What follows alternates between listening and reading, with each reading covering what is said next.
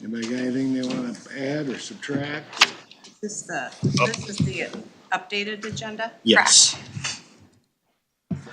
Motion to approve. Second. Okay, got a motion and a second. Anybody discussion? All in favor, say aye. Aye. Opposed? Motion carries. Previous board meeting, May 5th. The minutes from there. You guys all read them? I didn't see any issues with it. Motion to approve. Got a motion I'll second it. and a second. All in favor, say aye. Aye. Aye. Opposed? Okay, carries. Public comment. Do we have anybody? Come on up, please. Tell us your name. Most of us know you already.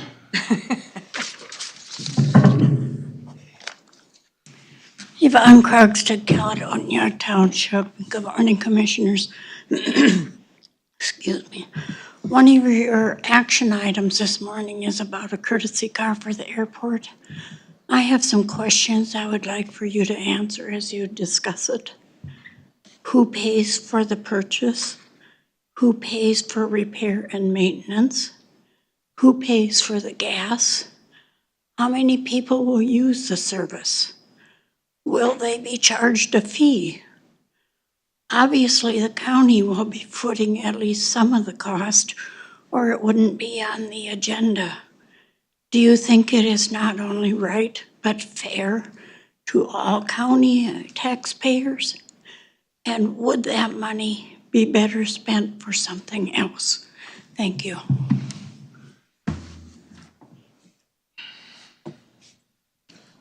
Okay, anybody else? For you to answer. All right. Solid effort. Becker, you think? Consent agenda. Everybody look that over?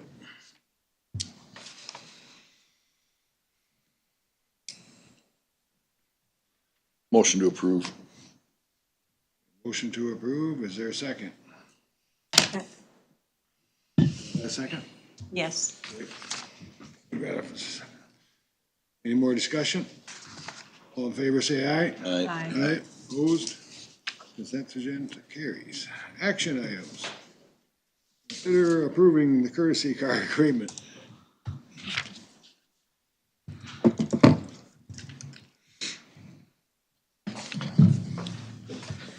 Good morning, Commissioners. So, yes, we're bringing this courtesy car agreement back up for approval today. So at the last meeting, we talked about the last time we talked about this was who's gonna be taking the phone calls when the courtesy car is gonna be rented, so, or used and stuff. So, was speaking with the county administrator, I know both myself and Commissioner Zender spoke with Jake on that, and it is gonna be the city that's gonna be fielding those phone calls, so expect to get, maybe a couple phone calls a week on that car. We won't know the actual usage until it gets into place, but it is something that most airports do have, so I think that answers that question, so I recommend approval today. Is that in writing? It is. My police department will be taking the phone calls for it. It's in writing. I don't see it here that says that. So the approved agreement does not, the agreement says that the city, it's gonna be in the city's policy. It's in our policy. So it's in the city's policy that they're gonna be taking that. So that's the process that will be followed, but is there an actual, do we need an agreement about that to know who's responsible? Because we also need to address anything that outside of what you have listed here, right? Courtesy car agreement. Did you say, Kurt, that you guys were gonna handle it because of? So the police department will handle the calls. I talked to Jake about it. We will be taking the calls. It's not gonna do anything for the city's insurance as far as we insure the vehicle. Who takes the phone call is null and void. It's the idea that we'll take the responsibility of taking phone calls for it. And we'll have, once a month, Kayla will go out, get the paperwork that we'll have them fill out while they're there. and we'll keep it in a binder for everybody to look at if they'd like to look at it. So you will have a log that we could see 100%. how many times they get used and, And I can bring that monthly if that's what you guys would like. Be nice to see, Yeah, especially just- in the beginning, what's It would. happening with that. I would like to know the trend, compared to other airports that have courtesy cars. Yvonne you asked some questions. Okay, the current car that we have for that is an old squad car. Well, it was a county, your vehicle, then it went to the sheriff's vehicle, and now it's just sitting, it's a used vehicle, been through a couple different departments.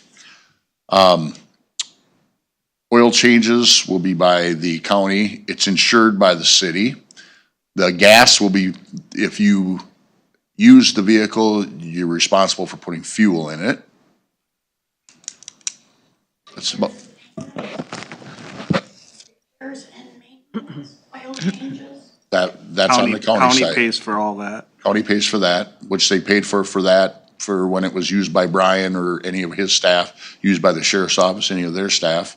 It's a joint thing. Why this is happening is because we've had people that want to fly in here. If we had a courtesy car, and they specifically mentioned the Wired Rooster, that they'd love to go to the Wired Rooster, but there's no courtesy car there, and they didn't have people to pick them up. It does bring people into our area that would like to use some of our amenities that we have in our community, and it promotes tourism. We're not the only, by any means, county-owned airport in the state of Minnesota that has a courtesy car. In fact, where I come from in Martin County, which is Fairmont, they have multiple courtesy cars. They're a little bigger airport than we are, but they have multiple courtesy cars. Estimate as to how few to use? For them to use, well, if they use the car and they put fuel in it, and they have their own personal insurance, and the League of Minnesota Cities is covering insurance, the taxpayer, money to the taxpayer would be pretty minimal. There is a fee for using the car too, correct? No. There's huge what? Is there a fee for using the car when you come down? Nope. No, Just free? it's a courtesy car. There's no, the pilots aren't charged a fee. So part of that, what you said, Kurt, one of the reasons why, if we can go back to why we're doing this, is because we had requests that a vehicle be available and it be Multiple. available for people to come in and use services, or put something back into the economy of the county, right? Yeah, we've had people say, if they would rather fly in here, they could go and, I wanna go to La Crosse for an appointment, they're not gonna fly into La Crosse because it's a busy airport. Fly in here, use a courtesy car. They wanna, family, they wanna, whether it be Decorah, Spring Grove, Caledonia, what have you. People, like, we were just talking about side-by-sides, people go on side-by-side rides and they go and stop at these different places. Well, some people just like to get in their plane and fly someplace and go have lunch and then fly home. Yep, that's very common, and it is, the vast majority of airports do have a courtesy car, and they are reserved just for the pilots, because those are the ones that show up that don't have a ride. And a lot of times they're in a small community that doesn't have a taxi service, don't have Uber, don't have, a Lyft, so, it is very, very common at airports. And we also talked about this, as I remember, because we had the vehicle, we had the Yukon, we had the vehicle available. So when this vehicle is no longer available, it's at the end of its life, can we reevaluate? What do we do from that standpoint? And that's why it would be important to have numbers, usage, any information that we can to say. new to us. It's not just sitting there for several months, Like it is right now. Yes, exactly. And we're actually using it to determine next steps, because otherwise I think we're committing to always having a vehicle out there. I think anything can change over time based off of, you look at any data with anything, you start a project, you're gonna probably tweak projects. Yep, I But agree. you certainly, I mean, we have a large comprehensive land use plan that is a living document that changes over time. Well, at any point, you can tweak something to make it work. So this is a good thing for our communities. It really is. It's a good use of resources. It's like, kind of like recycling. And the city is, I think, my city has been more than accommodating to help make this happen. I like the idea of it being a joint effort, this, agreement, between entities. I think we couldn't do that without it. Well, this is a learning experience, so we're just gonna learn as we go. So, Sec- go ahead. I was gonna say, section 4 of the agreement does have a 30-day cancellation by either the Opt out. city. Yeah. Maybe cancel by the city or county with a 30-day notice with or without cause. So it can be terminated at any time. And I would envision when this vehicle is no longer in service, then you look at a different used vehicle we're gonna be getting rid of anyway, so. Yeah, I think it'd be important to get feedback on the use after Well, we it'll be fun to work on it. go 6 months and then look at our data and see where we're at, and see how the use is. Interesting tracking. And I know that our airport commission is 100% supporting this and look forward to having it. With that said, I will say one thing is that it does take a while before it gets published that there is a courtesy car at the airport. So the phone number to call and getting published, it might take several months before it's put out there, so. We'll get it out there. Of course. Yeah, the city and county can put it out there, but getting into the flyers, publications and Oh, stuff. sure. To get it on the FAA and the state aeronautics, it might take a while before that gets updated. Person to person, word travels fast. So Oh, yes. Do you know that we have people who fly in for business as well? And it might be worthwhile to track on that sheet or ask the person when they call what their purpose is in Houston County, because I that think data that might be nice to The have. sheet that we're gonna put out there Personal for their name, all the information that we're asking for, it'll be not, you don't have to put it on there, but it'll be fun just for tracking purposes, and I think we'll put right on there. What is the purpose of your, Where did you go and what did, I mean, I don't wanna get into their business, but it'll be fun, and if we just put it on there, we're just tracking this to see what kind of, family, if it's recreational, if it's business, cause you're right, I know we have planes that fly in there for business. Just reason for visit is what it could say. reason for the. If it's a bad reason, we're gonna tell you not to come back. I don't But think we it can do would that. be really good to get some feedback on, for economic development purposes or absolutely, I whatever, agree. to say, hey, what did you enjoy about, your time here? And we could do that with anybody, not just those that use a car. What? I heard that. I don't know why I asked what.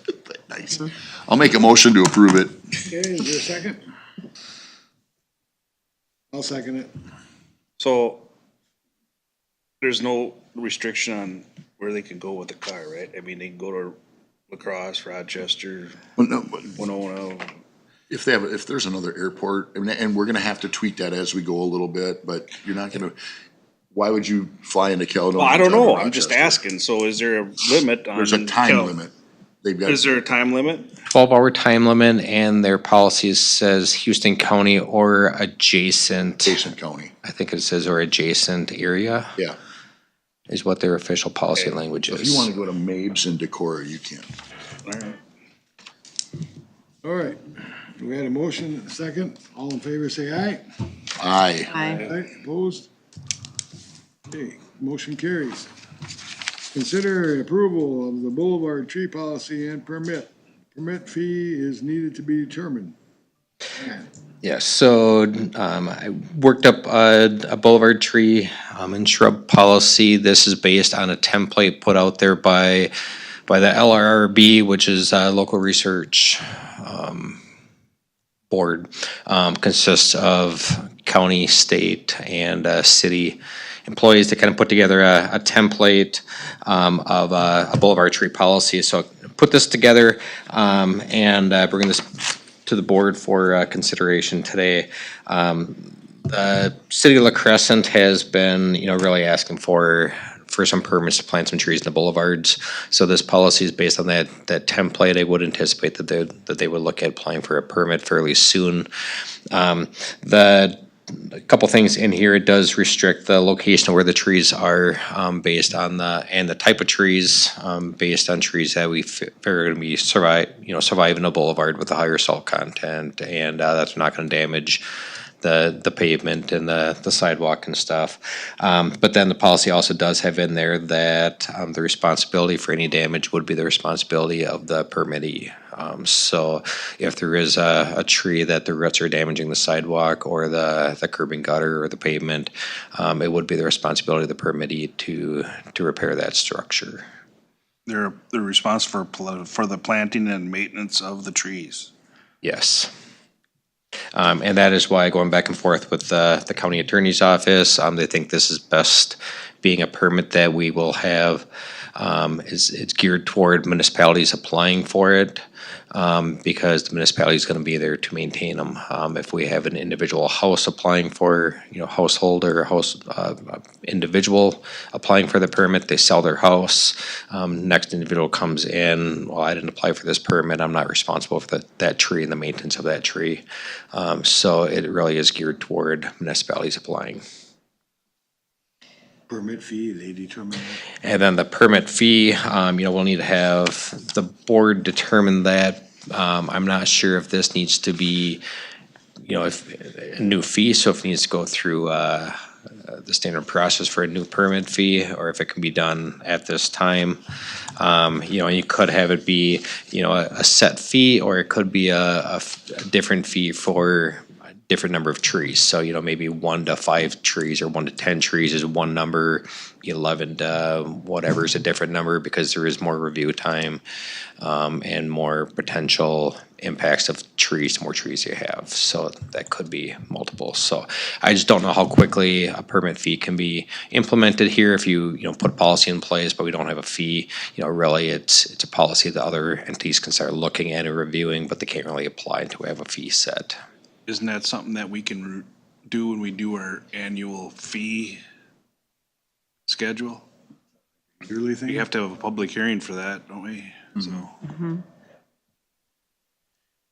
No, maybe we could do add it on at the yearly fee schedule. I mean, if it's a huge priority, we'd probably do it prior to that too, but,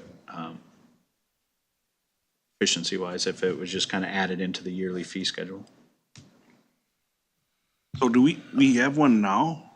No, I mean, we don't have a fee now. We do not have, nope, we had totally new fee. So we're gonna approve because this agreement or this,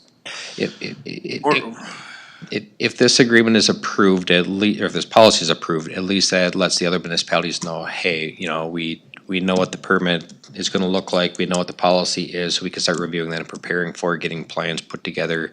Cause I know like La Crescent, they're looking at, really, it's not just planting 1 or 2 trees, they're looking at, Big time, a fairly large section of towns. That way they can start putting together their list of what trees they want, and where they wanna have it be, and then when we have a fee schedule, then they would know what that is, and then they can apply. Can we set a fee schedule halfway through a year? Yes, but I believe, Brent, you can correct me if I'm wrong, but I believe we do need to go through the standard full process where it does require public notice. Yeah, we can add fees. Can we also look at this, and then maybe as of the first of the year or something, we have a fee in place, so we go through the same permit process that we do with everything else? I mean, will we have time to work on this permit? I'd like to have the policy in place without necessarily the actual cost for the permit, if that's gonna take us a while to work on. yeah, I that's think what we're gonna that's be, what- that's what we'll be doing Yeah. here, is we're gonna be approving the policy and then Pending, we'll come with the fees later. Yeah, at Yes. least at this point, I could talk to the municipalities, especially La Crescent that's interested, saying, here's our policy, so they can start reviewing it and knowing what's coming forward, and then once we have a fee determined, then they can start applying, because, they really wanna get going, so, if we don't approve a policy until right around the new year, they might not be prepared. They're already saying, it's kind of late at this point to start getting everything in place to plant trees for this summer, so. so the other thing I asked Brian was about the number of trees, and it's a permit that you can, if you're planting 3 trees, or if they are, they can get this permit for that. It's not a permit for each tree planted, right? Correct. And then the other thing is, we have cities in the county that have their own ordinances for trees. So if this needs to correspond to that, hopefully, and some of it, in just looking over those policies, they're even more restrictive. Like it's, further from the boulevard or something like that. Otherwise, I think we might have to have some conversations between city and county on what we're talking about, negotiation on where that tree is planted but those aren't, and it shouldn't apply to anything that's not on a county road, right? Yes, this would be just been county road. I think for the most part, this lines up pretty close to what municipalities have for think their so, stuff for distances from intersections and distances from other infrastructure. That's fairly well laid out. And in some places, ours is a little bit more restrictive. Just because, we do on a higher volume roadway, you have more potential impacts than if that tree's at a bad spot, so. What's also different, in some of the county roads, we don't have a sidewalk. There's the easement might be a bit different to view like that. La Crescent also has a program that people can basically adopt a tree and so that's through the city, abiding by the same rules according to the ordinance. So that's, this is pretty timely with that as well. So we can get those in. I make a Make motion, a motion? make a motion to approve the boulevard tree policy and permit application. Second? Second. Motion and a second. Any more discussion? All in favor, say aye. Aye. Aye. Opposed? Motion carries. Consider approving contract price adjustment for liquid chloride. Okay, so, last week I received I believe it was the beginning of last week, received a phone call, requesting price adjustment for the liquid calcium chloride. Houston County with our contracts, we usually do not include a fuel escalation clause. So, most counties don't have fuel escalation clauses. State of Minnesota, most of their contracts do have a fuel escalation clause. What the standard, fuel escalation clause that the state uses is when when the fuel prices of the base fuel index increases or decreases by more than 15%, the price of the contract adjusts, knowing that, and this is the base fuel index is for diesel, knowing that as you're using equipment more, you're trucking stuff, the cost of that transportation or the cost of the equipment usage is gonna go up or down depending on the price of fuel. Houston County does not include that. Most counties don't include that because our contracts are generally going to be a fairly short period of time in our contract. We're not doing multi-year contracts. And usually, fuel prices are going to be fairly stable where it's not going to be that often where it exceeds 15% increase or decrease. And when it does, it's a minimal part of that entire duration, so we just don't do it. So in this case, when I look back in time, the Minnesota index price for base fuel index on at the bid date back in March was 130 or 339.96. On May 4th, which is when he called, so actually it was, I guess, 2 weeks ago, it was 421.51, was a 24% increase over that 6-week time period. Their delivery supplier has said we will not deliver any liquid chloride to you unless you pay us 8 cents more per gallon for delivery fees. So that amounts to about a 6% increase in the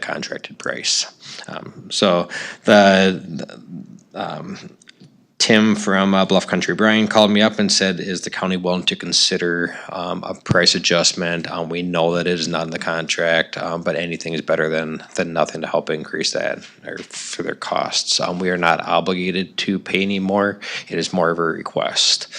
So I said I would bring it forward to the board and let the board talk about it. I can answer any questions you have, but it's not something we're obligated to do. But it is an increase to the contractor by 6%, and is a 24% increase in actual diesel prices here over that time period, so. So because of the 24% increase in diesel prices, he's asking for 0.8%. No, so he said that so the contractor that is supplying the chloride to us has said his cost has gone up 8 cents per gallon. Which at the contract price of $1.53.8 per gallon delivered, that amounts to just under 6% increase in price if the county was going to absorb all of that. I would not recommend that. I would recommend that if county pays for any additional, we do not pay more than $6 or 6 cents per gallon, because if you get over that, then the second bidder becomes the low bidder. So then that starts changing that. So I definitely want to recommend that we pick up more than 6 cents per gallon. I don't want to recommend that we pick up over half of that 8 cents. 4 cents would probably be the absolute most I would recommend that we pay for it, and we can absolutely say, we had a contract in place. It is not ours. We don't determine the supplier. We're not determining where we're getting this from. You could have worked harder with your supplier to lock in that delivery price. That's not our issue. That's your issue. With a lot of other contracts, I would recommend saying not our issue. Lock in your prices. We signed a contract, we voted, signed a contract. That's the price. I agree. I agree.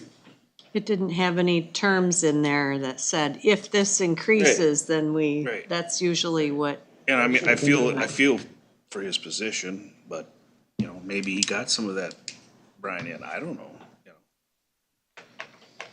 I think we already signed a contract, we voted on it.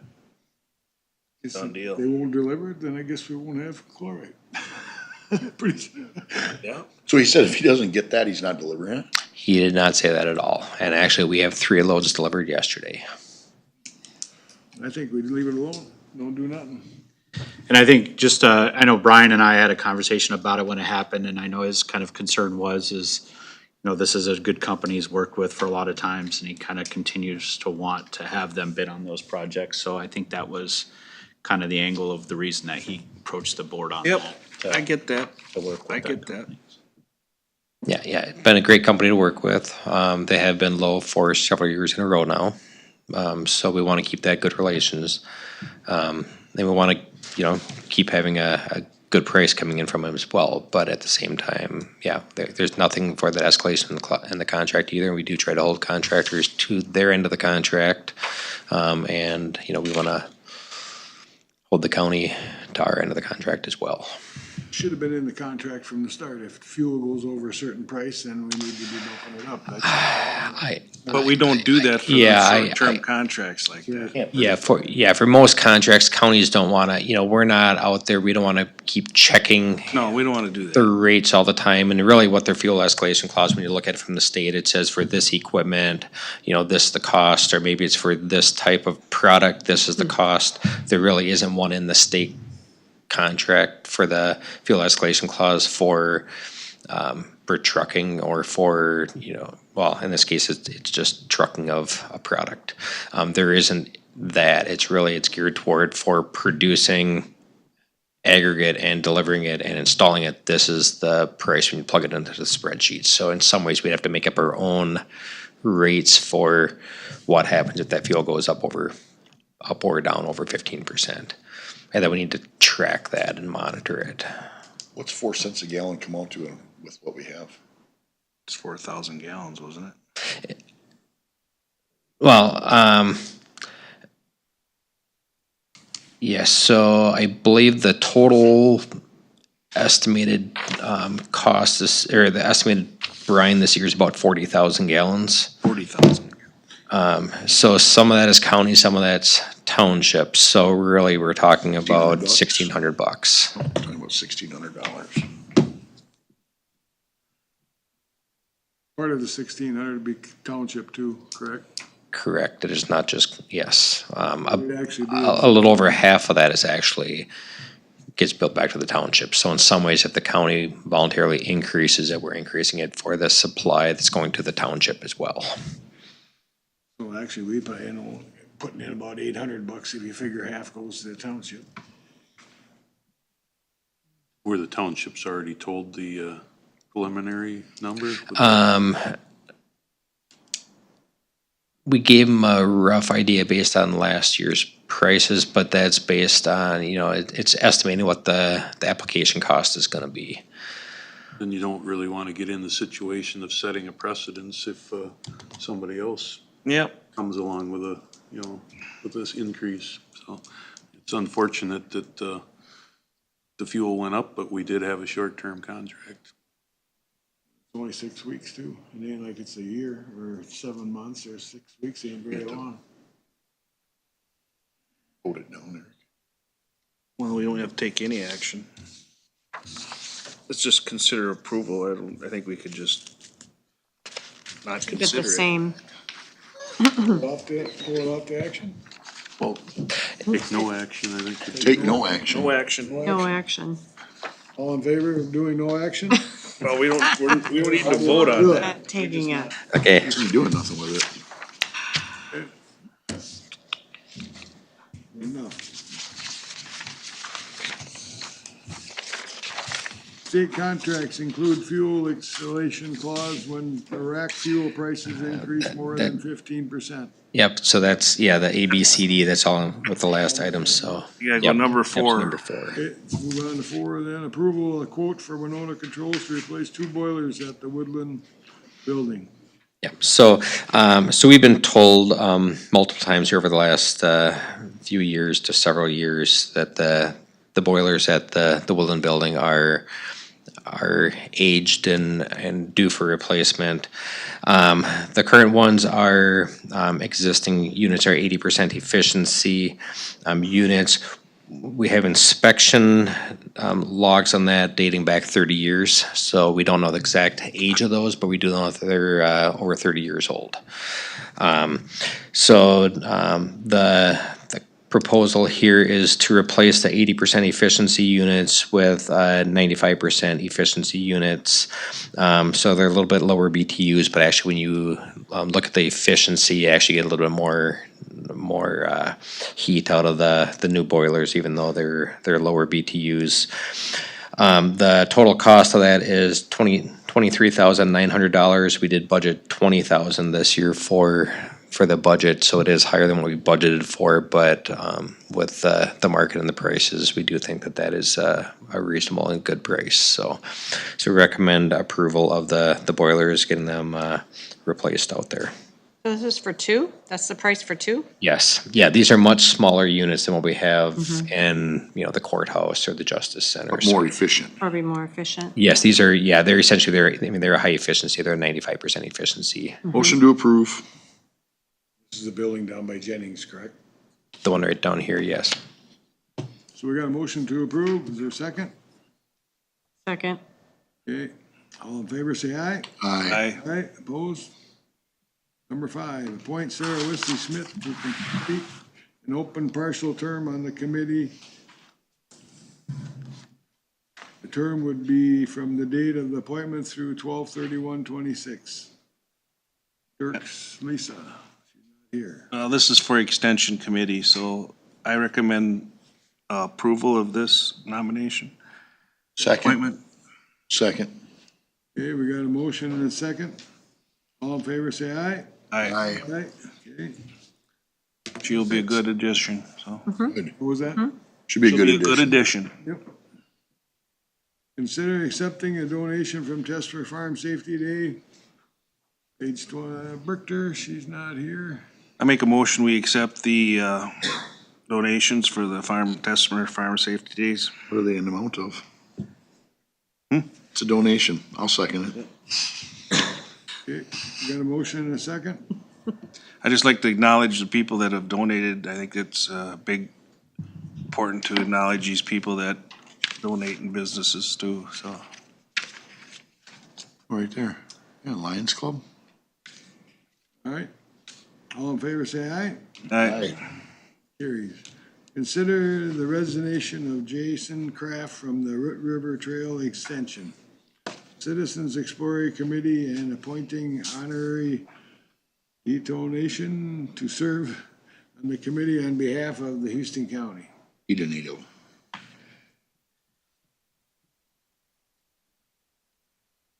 What's your consideration here, guys? This guy been on there, and So the EDA is recommending honor to replace Jason. Committee appointment, right? he's on the EDA committee? He's on the bike trail committee. Yep. Motion to approve. Second?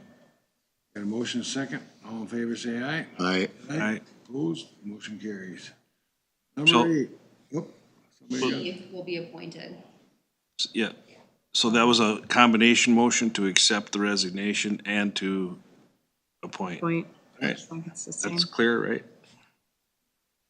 As mud. Take the resignation and appoint, correct? Is that what we're all voted on? Okay. All right, accept auxiliary post 6801 donation of $225 to the Veteran Service Office to use for any veteran needs. To approve with a big thank you. Second. All right, we got a motion and a second. All in favor, say aye. Aye. Aye, opposed, motion carries. Number 9, accept auxiliary post 6801 donation of $200 to the Veteran Service Office for use to any veteran's needs. Make a motion, we approve. Second. A motion second, all in favor say aye. Aye. Aye, opposed, motion carries. Number 10, consider approving the Houston County Snowmobile Club resolution authorizing the county sponsorship for the financial and technical assistance from the DNR in accordance with the laws and rules and regulations governing said assistance for the 2026 to 2027 snowmobile season. Holly. Yeah, thank you. You said it all there.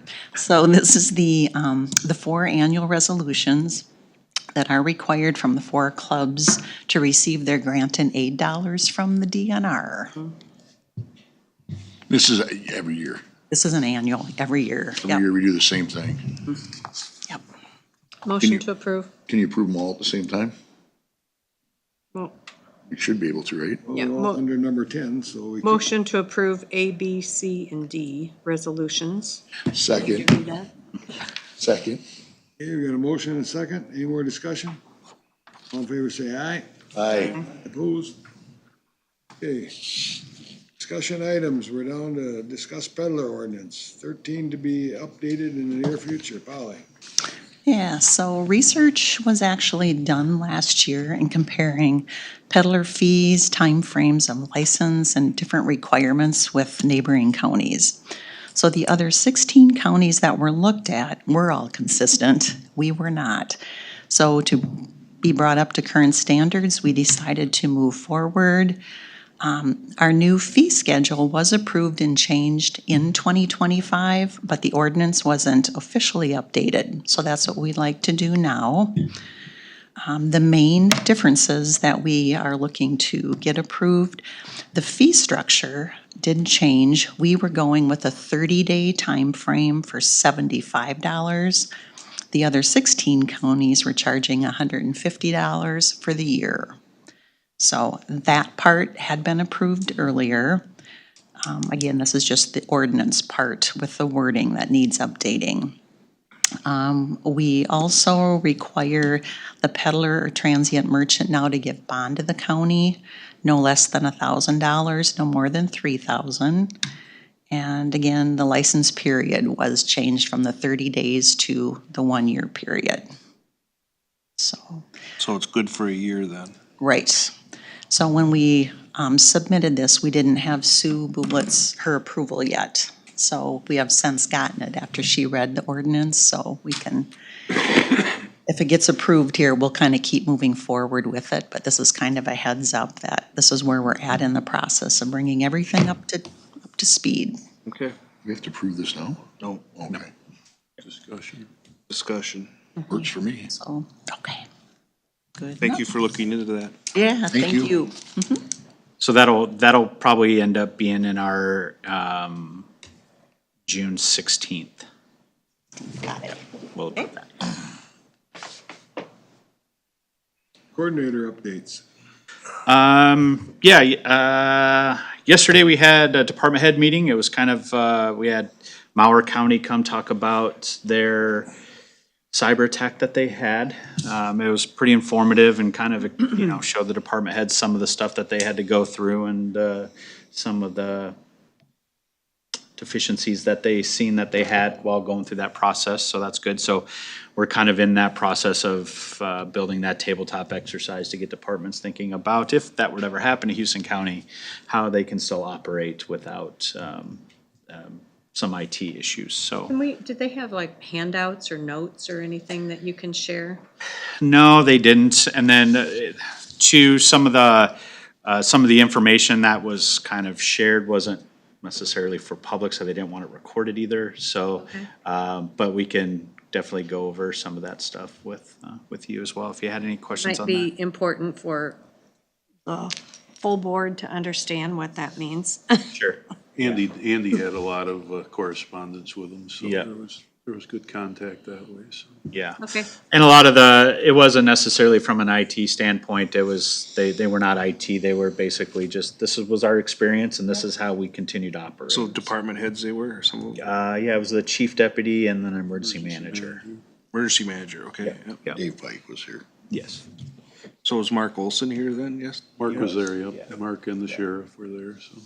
A lot of it fell back to the basics of paper and pen and to get through their initial setbacks. Yeah, I can tell you that their awesome police officers had to handwrite accident reports, tickets, and they were able to use a computer with Word to type reports, but my son-in-law is a cop there, and yeah, he didn't think that was really cool that he had to handwrite a ticket. I thought, well, It was the good old days. buddy, it's really not that big of a deal to handwrite a ticket. I like the old pad out there. Throw them open. And that's how we So- got it all straightened out, was going back to paper. Yep. I guess what I'm asking is, just because this has happened, well, twice to Winona County and it happens to counties, I would like to know, like, the overall picture. These are the areas that, are affected, not just our records, but and how long it takes them to get back online. Did they mention that? Yeah, so it kind of depends county to county, depends on how strong your backups are, how tight your IT infrastructure is. Okay. I mean, it varies. Bauer County still says they're not quite up to date. It's been almost a year. It took them 4 months to get tunnel back to the BCA to do some communications, where Winona, it took them 2 days. So it's kind of not a Is that the once. first time or the second time for Winona I think County? it was the first time. I Okay. think, yeah. So it's not a one size fits all kind of situation. It varies on how depth How it is. much of an attack it is, yeah. Yeah, so it's, but it was definitely good for, department heads to realize that, what they had to do to kind of get through and still operate. And one of the things that Mauer County said is that the public would not be affected. And so, they kind of explained how they continued to operate without the public really knowing a difference, even though it cost them a lot of issues. Well, the thing is, it affects everybody outside the county too as well, because like Sure. for land transactions. Yeah. Yep. I mean, that just slows everything up. And so, County to county, state to county? Yeah. Sound like they just shut her all down and started over. That's what, they said a year damn near now, and they've been at it. Yep. Our website, new website is live, www.hocomn.gov. So that is live and you're able to look at it. We've had some really good feedback of it. Some stuff we're still tweaking, but we can still kind of do that through the process of the website being live. So that is live and ready to go. Have you gotten feedback on communication from the public, and whether they're, especially since you have to access like email on an outside, from an outside perspective?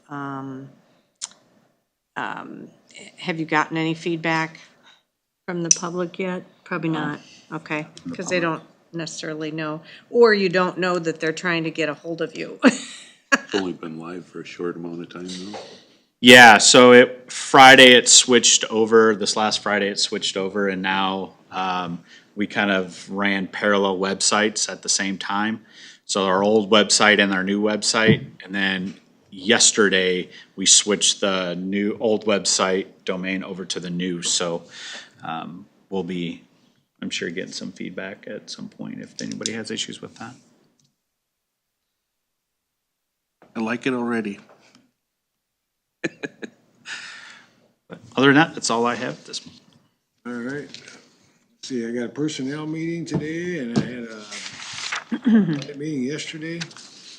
That was quite interesting. Outside of that, don't have much going on. I had the same meetings as both of you guys, along with land use this morning. Some construction starting that Brian briefed us on. Gonna be a busy summer, it sounds like, so. Good. Sure. I got ECB coming up. Had public health this morning. We have no updates from the legislature as of this time. The legislature session is closed. So we haven't really got anything new. Wasn't on my calendar. What's that? Public health? Oh, yeah, It got moved from last week to this week because we canceled last week. no idea. That was kind of my fault, a little misunderstanding on that. There was. So come again on that? It was supposed to be last week, got canceled, so now it's this week. I didn't have it on my calendar. You I didn't- wasn't there. No, it was No, the social services. social services. Oh, okay, Public yeah. One of the things that got brought up was Karen has lost a couple people. Obviously, we know that. We're refilling positions there. And one of the reasons was the fact that there is some flexibility for them to work remote, which really is no different than me having a squad car computer and being anywhere in the county. And I think we should revisit that to allow our department heads to make those decisions. One of the examples was if a person has a 10:30 or 11:30 appointment that they have to go to a doctor's appointment, instead of having to take 4 hours off in the morning, they could work it from home for a couple hours on a computer that has dual authentication, like our squads do. And then go to their appointment. We're still getting productivity out of them. They can track them with their computers. There's a metrics to that. So it's something I think we need to consider. Flexibility and keeping good workers here instead of moving on so that they can go places where they have flexibility and have the ability to work remote. That is my piece on that. I would like to, at some point, bring that back up for consideration. Well, I think we have to work on a work from home policy if that's the case. We do have a policy, but we could working to add to it. I think one of the concerns that we have is, that's from what I've been reading on these cyber attacks, is that they use the work from home. Not secure. Yep. With dual authentication, and it's something I would like to talk to Andy about, obviously. Yeah, that's what we need to talk to, yeah. For the IT portion of it, but a company as large as United Health, who owns Optum, the majority of their workers, my wife included, are remote workers with dual authentication, just like what we have in our squad cars and our computers at our office, the dual authentication here, and they function very normal with. It's their equipment. I've done that before. Yeah, absolutely. And I mean, it's, as long as you use their equipment, We have good you equipment. know, Yeah, absolutely. that isn't as much of an Not issue. using your home computer, I'm Right. talking about, these people have, Jordan's people have computers, so I just think it frankly is not fun that we're losing some good employees to other places, one of which took a pay cut, but gave them the flexibility that they have the opportunity to work from home as well as in office. And I think we just don't need to lose good people. And there's some other things that are kind of updated from working at home. People used to have concerns, and then came COVID, and everybody did it. And now, once again, it's kind of upgraded. I've supervised 200 people from all over the world, have daily, weekly huddles, groups. I mean, how you communicate is very different. And I think that if we had some things in place, it would definitely work, but we just have to be careful and talk about it. There has to be you know. parameters to it, I get that, but it's something that as commissioner that go into this meeting that was brought up, and so I'm bringing it forward, which is what our responsibility is to do. So I'm not against it, as long as they're, you get Andy. That's the big one, so. That's all I have right now. Howard County, what was their take on that yesterday? No remote. Was it addressed during your meeting? Yep. Yeah, they did ask how many remote workers we had. We told them 0, and they said, I don't remember what they said, but they did say that. But it's unrealistic, really.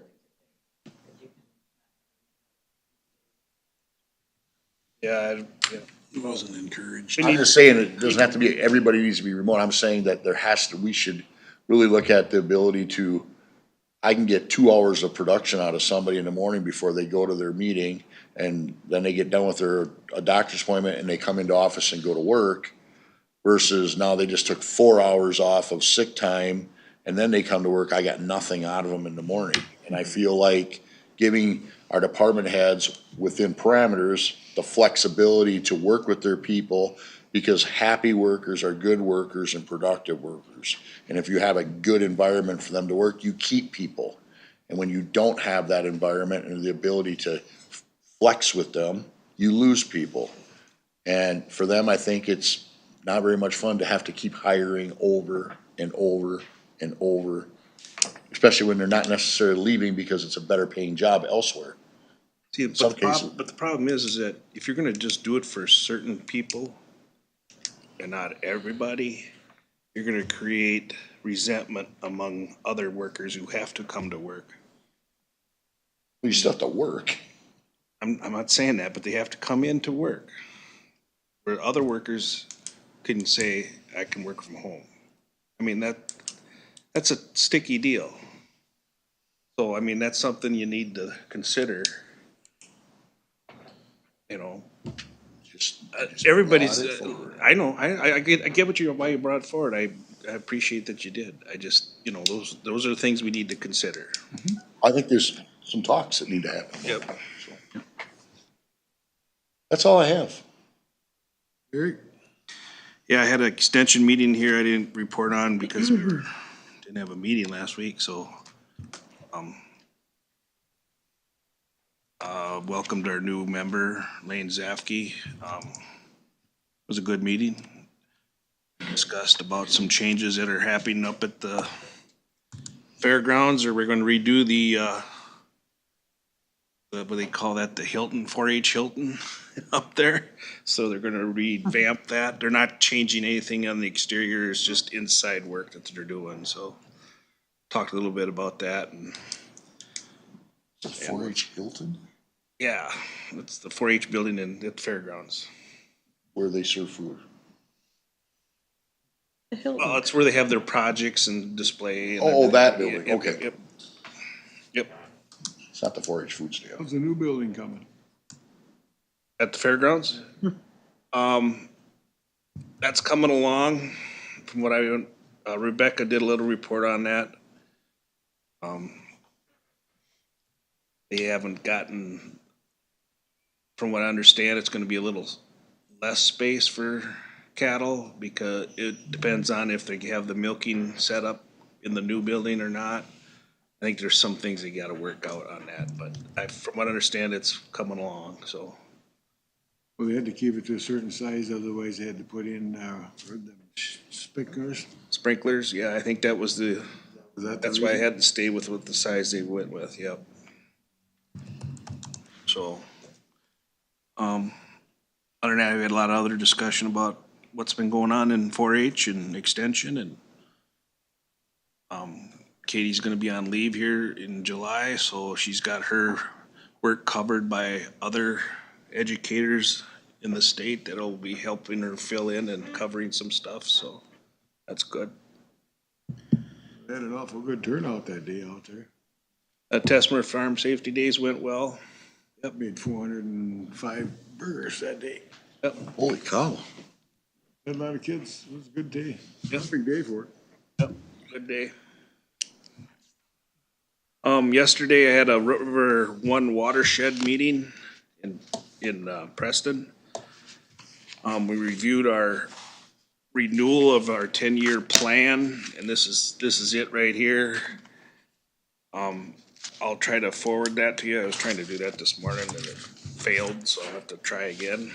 But, we did some tweaks to it, but we approved it, this draft.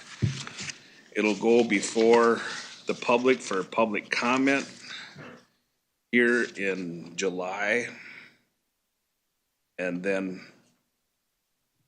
Bowser will comment on it after that, and then it'll come to the counties in September for approval. So, Changes? Are there changes? not a lot of changes, it's more specific. The last 10-year plan was more broad. This one's more specific in touching like groundwater stuff, and specific projects. And they got the money divided out how they think they want it all to go, but, I mean, it's a long list of things, and it took us all morning to get it through, but. Are you Otherwise, happy with it? yeah, it was good. I mean, there were some things that popped up that we felt didn't need to be in there or should be in there, and we got them added or subtracted. My big thing myself, I'd like to see is more work on stream bank, erosion. Feel that's a lot of where a lot of the sediment comes from that goes into the rivers. I'd like to see more work done to that. It's expensive work. But, if we can get some cost share from the federals on that. But that is being addressed, and it's being addressed further west of us. Start there and work our way. So, Sounds like other areas, including the watershed area, Winona, La Crescent, have used grants for funding some of those areas as well, so Right. when they're available. like they did over by the golf course. Creek. Yep. Yep. So. Yeah, I think that's all I got. Cindy? Let's see, last week I had SHAC Public Health Meeting, can bring forward some updates from that meeting, workforce development as well. And then also, there's been a few plethora of AMC meetings on the legislative efforts, so I can. Was there one yesterday? Yes. Did you go, did you? Yes, and last week. So it was interesting, because there was a lot of drama at the state level, it sounded like last weekend, and they were, commenting on that. And I just find it interesting how a lot of things, that we have to deal with are because something is pushed out last minute. And, or hidden, I should say, hidden in, in some of that information, and it's not well vetted through. So that was kind of the discussion at that meeting, how you have to, that's why it's helpful to have Association of Minnesota Counties there and key people all over in the different areas watching for those type of things. So we can look at, so what does this mean? County. Yep, for the county. So, yeah, so that's very helpful to know. I'll send you, some of the information. There was quite a bit there. And then, Sounds like it the update of software Yes. went through. Uh-huh, We're gonna yes, get it money did. for that. Yes, that's kind of. So the green one of screens key will be things. replaced hopefully, or? One of the key factors is just that access of information and then rolling that out, so hopefully. Yeah, there were some very good things, definitely, and we can talk about that. Let's see, also, I have a Smart Trails meeting this week, in addition to that, so that's all I have. All right. Thank you. Closing public comment. Anybody? All right. Somebody want to make a motion or you want to read the reminders? Yep. Need the reminders. We do, let me see.